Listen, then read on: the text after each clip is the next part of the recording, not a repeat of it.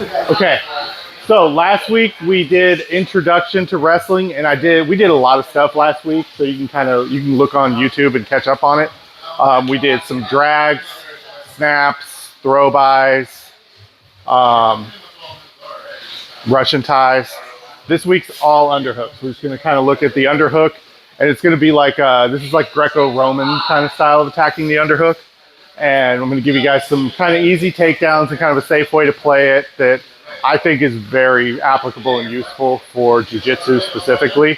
And it'll kind of keep you safe and keep you from having to take any risks, burn a bunch of energy while you're wrestling, but you can be a real cunt with this stuff while you're wrestling. So we'll get into it.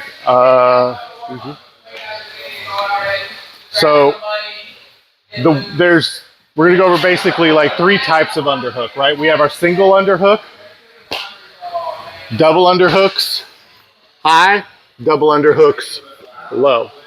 So those are our 3 variations, and how we play will determine kind of things.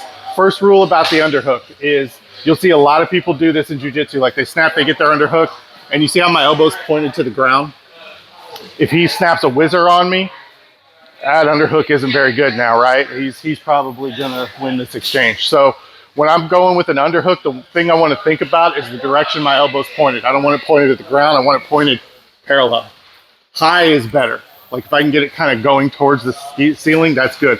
A little trick for that, like with your shoulder flexibility, is if you try to raise your elbow as high as you can with your pinky down, get as high as you can. Now flip your pinky up and you'll get a little more range of motion. So thumb down will kind of help you jack that underhook kind of high. Now when he tries to whizzer me, not a lot there, right?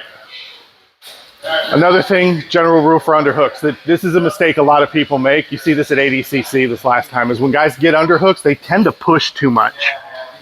Like they feel strong there, so they start shoving guys. And if he's got an underhook on me and he starts shoving and walking towards me, that's how you get those big like Uchimata throws, because his energy's coming, and that's how I use that energy. So when I have an underhook, I'm more likely to pull.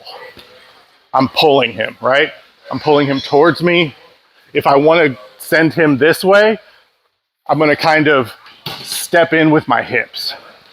You'll see a lot of people when they have an underhook kind of do this big outside step. Again, if he's got a good whizzer game here, I'm kind of stepping into an Uchimata throw, right? So instead of stepping outside, I want to step in between his legs. My elbow that's not underhooking is tight, and I'm pummeling on the inside. So if he's trying to fight me for an inside position, I can kind of win this inside position. I can get here, and now I can start to twist him. I can start to throw him. Instead of like any of these big hip throwing positions from the underhook, I don't like those because, again, risky, especially if they're good. Step up the middle, this first one. All I'm going to do is, this is like a Greco back step. It's just like you're back stepping into a leg lock, right? Step high, and then this pulls, and I just back step and spin him down.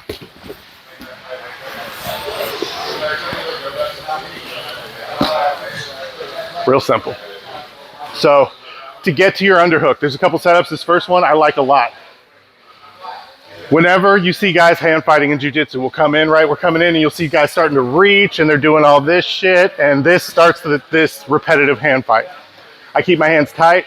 In Greco, they'll talk about making contact, making strong contact. So we're in our stance, I come up and I'm gonna shock him with my shoulder, almost like I'm shoulder blocking him like in football.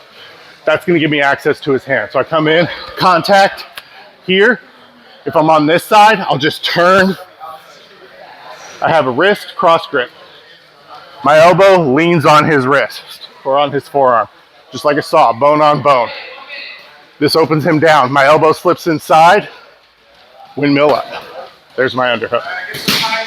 So we come in, boom, get that wrist, everything's inside, wheel him up. Second setup, simple. I push on him, I get him to push back. When he pushes back, I drop, and I get that underhook. Similar concept, I'm just creating a little space to windmill to this underhook. Windmill here, I can go tricep, I can go wrist. I'm stepping deep in between his legs, hip to hip. See how he's starting to go back? If I feel that, I'm gonna swim, drop it, I'm just gonna set him down, right? From here, Stay strong.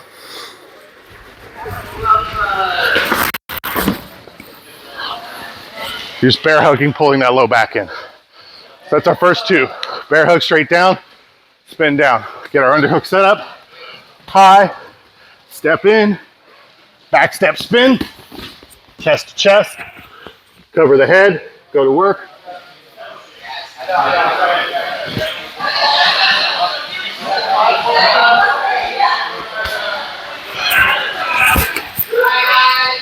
Hug, space is there, pummel, lock my hands. When I want to bear hug him down, I go from middle of the back to his hips or low back. Hips are better. And from here, I just step down to the ground.